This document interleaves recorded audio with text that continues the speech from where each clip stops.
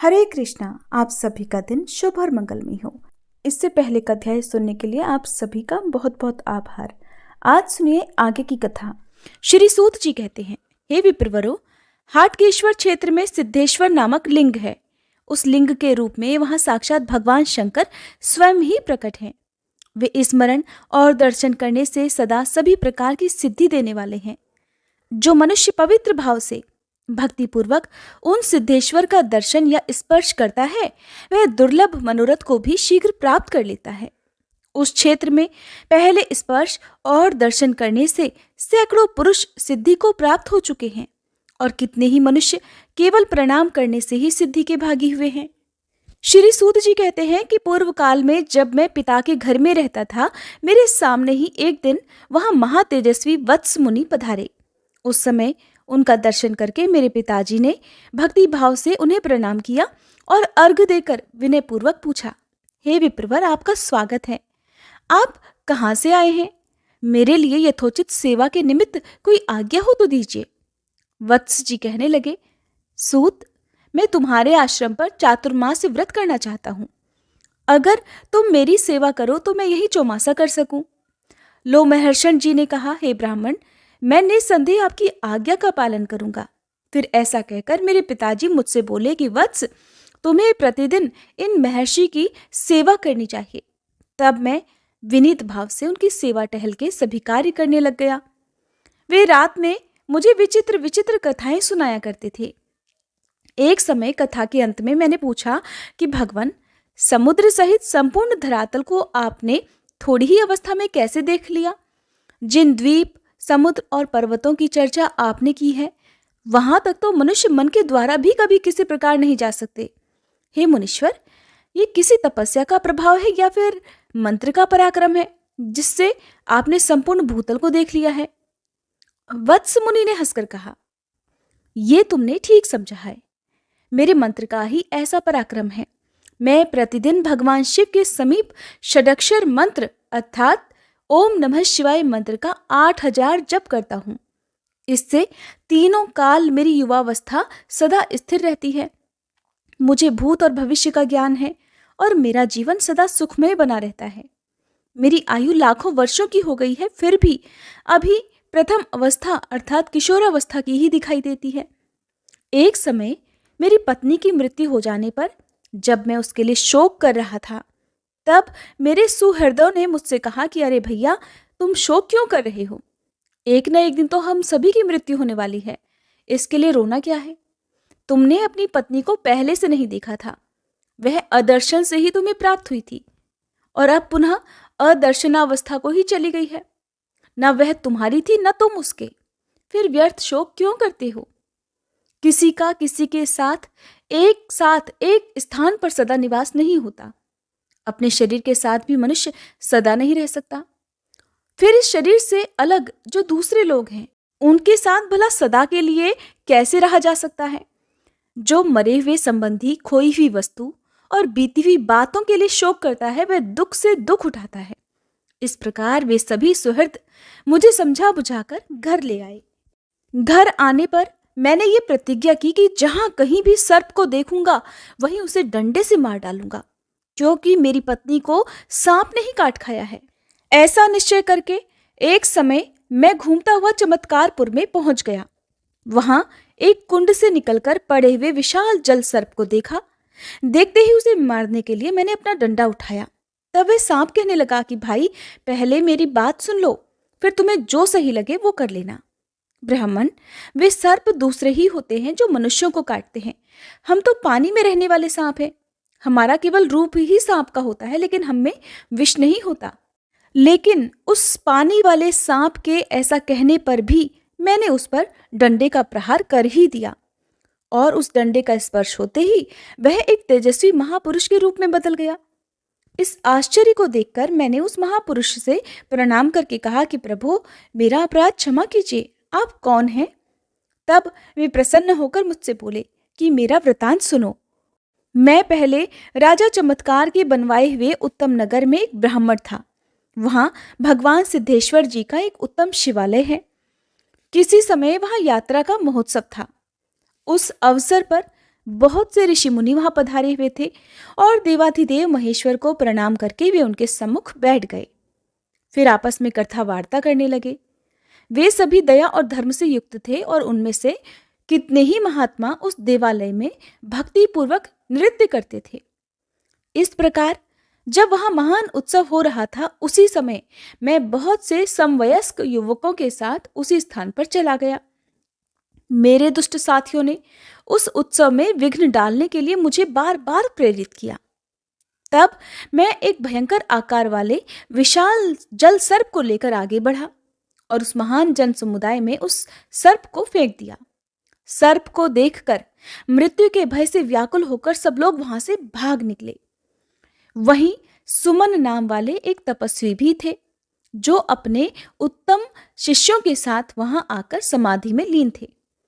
हृदय के भीतर कमल के आसन पर विराजमान उन्हीं वेदाधीश्वर महेश्वर का वे उस समय साक्षात्कार कर रहे थे, जो सर्वव्यापी, अविनाशी, सर्वज्ञ, अनित्य, अभेद्य और जरा मृत्यु से रहित बताए जाते हैं।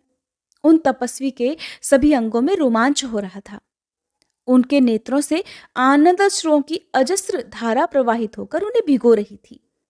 इस प्रकार समाधिस्थ होकर अविचल भाव से बैठे हुए उन महात्मा के शरीर को उस सर्प ने अपनी देह से लपेट लिया।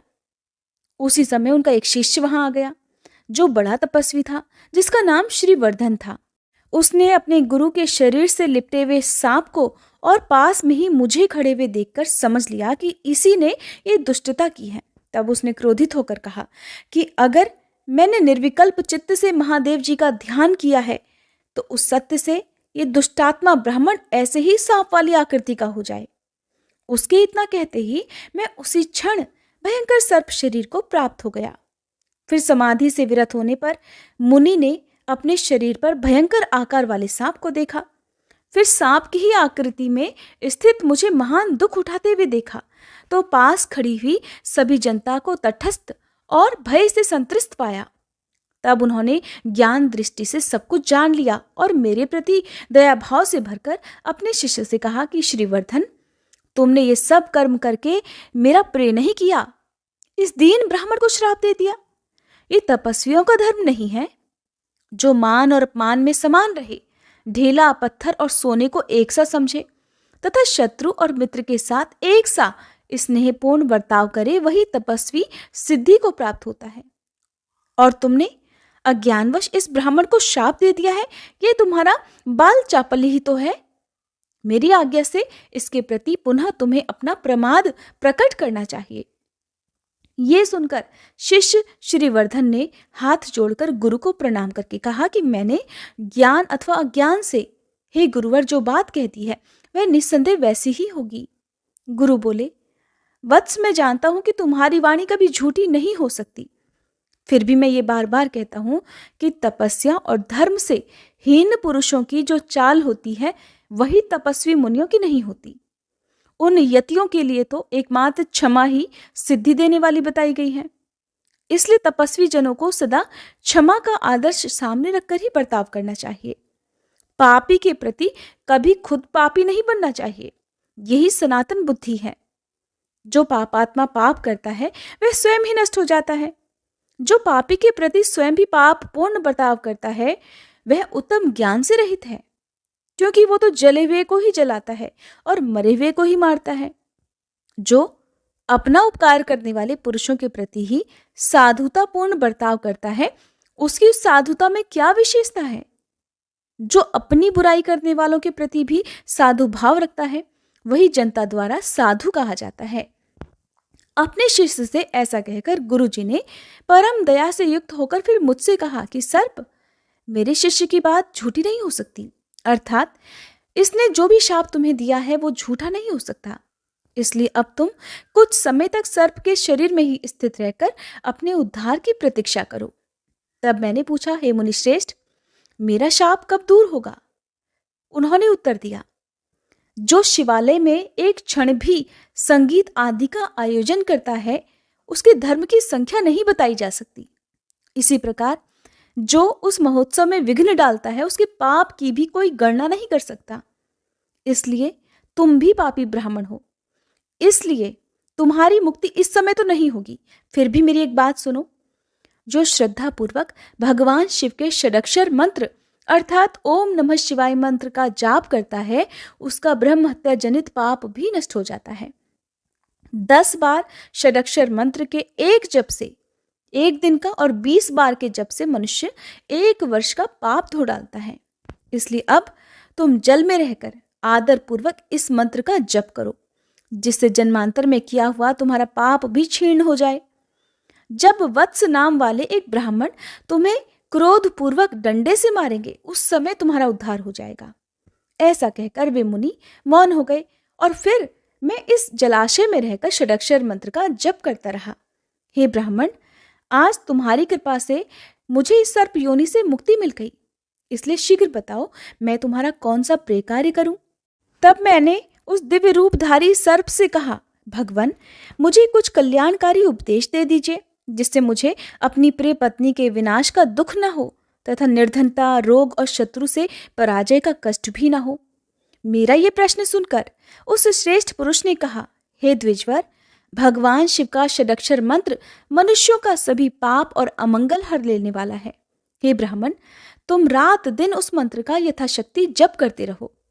उसके जप से सभी पापों से मुक्त होकर तुम निस्संदेह अभीष्ट वस्तु प्राप्त कर लोगे। मैंने भी सदैव बड़े बड़े पाप किए हैं, फिर भी उस मंत्र के महात्म्य से मुझे परम ऐश्वर्य युक्त लोक प्राप्त हुए हैं। हे विप्रवर, ये परम गोपनीय मंत्र मैंने तुम्हें बताया है। किसी नास्तिक को इसका उपदेश कभी नहीं करना चाहिए। सभी वेदों में अहिंसा को परम धर्म बताया गया है। विशेषतः ब्राह्मण के लिए तो हिंसा सर्वथा त्याज्य है। इसलिए तुम सर्प का वध त्याग दो। जो समस्त चराचर प्राणियों को अभय देता है, वह इस लोक और परलोक में सदा सभी प्रकार के सुखों से संपन्न हो जाता है।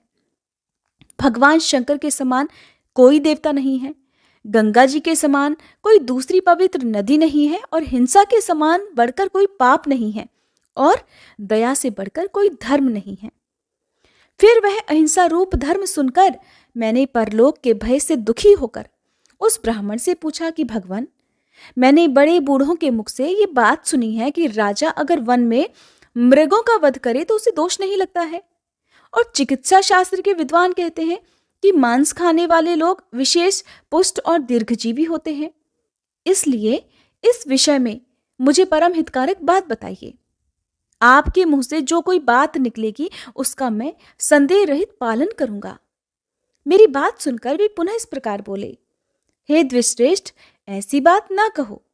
ये सब तो मांस लोभी दुष्ट पापात्माओं का कहना है।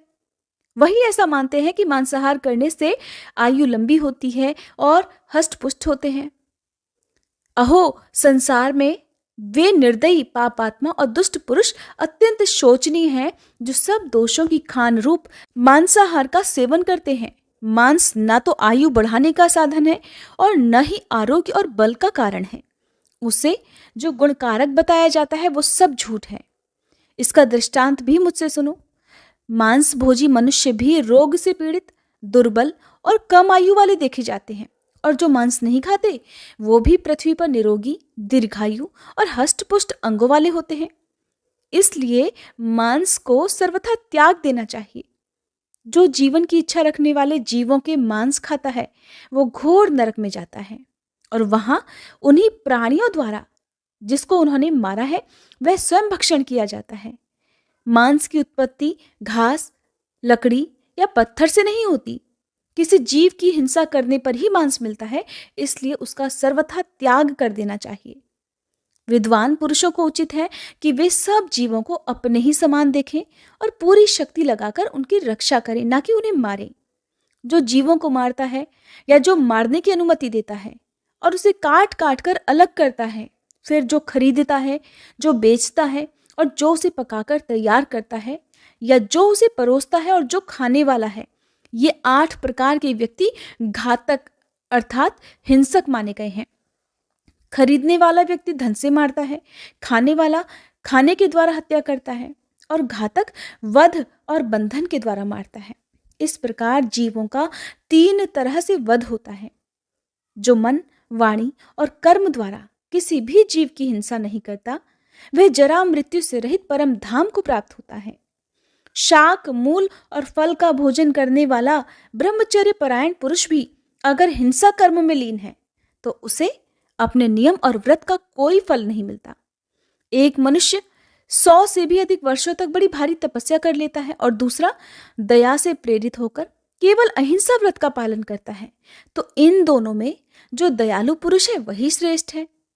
जो मनुष्य दया धर्म से युक्त है वह जिस जिस वस्तु की कामना करता है दुर्लभ होने पर भी उसे वह अवश्य ही प्राप्त हो जाती है। ऐसा कहकर वे महात्मा पुरुष मेरे देखते ही देखते उत्तम विमान पर आरूढ़ होकर स्वर्गलोक को चले गए।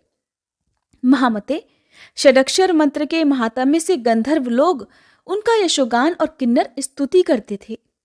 उन महात्मा के चले जाने पर फिर मैंने भक्ति पूर्वक शिव मंत्र की दीक्षा ग्रहण की और तीनों संध्याओं में अर्थात सुबह, दोपहर और शाम को श्रद्धा युक्त होकर भगवान सिद्धेश्वर के समीप बैठकर मैं प्रतिदिन 10,000 मंत्र का जप करने लगा। इसी से मेरी युवावस्था स्थिर हो गई है और मुझे लोकांतरों का ज्ञान और आकाश गमन की शक्ति भी प्राप्त हो गई है। द्वापर युग का अंत होने पर मैं सिद्धेश्वर जी का दर्शन करूंगा और सदा शिवलोक को प्राप्त होऊंगा। ये मैंने सत्य बात बतलाई है। हे सूतनंदन, मैंने यह मोक्षदायक षडक्षर मंत्र का महात्म्य तुम्हें सुनाया है। जो मनुष्य उत्तम श्रद्धा से युक्त होकर इसका सदा श्रवण करेगा वह जन्म से लेकर मृत्यु तक के समस्त पापों से मुक्त हो जाएगा। महाभाग, तुम भी इस मंत्र का सदा जप किया करो। श्री सूत जी कहते हैं, महर्षियों, इस प्रकार पहले सद्गुरु के मुख से सुना हुआ यह षडाक्षर महात्म्य मैंने तुम्हारे सामने कहा है। हरे कृष्णा। आज के अध्याय में बस इतना ही। इसके आगे का वृतांत आप सभी अगले अध्याय में जरूर सुनिएगा।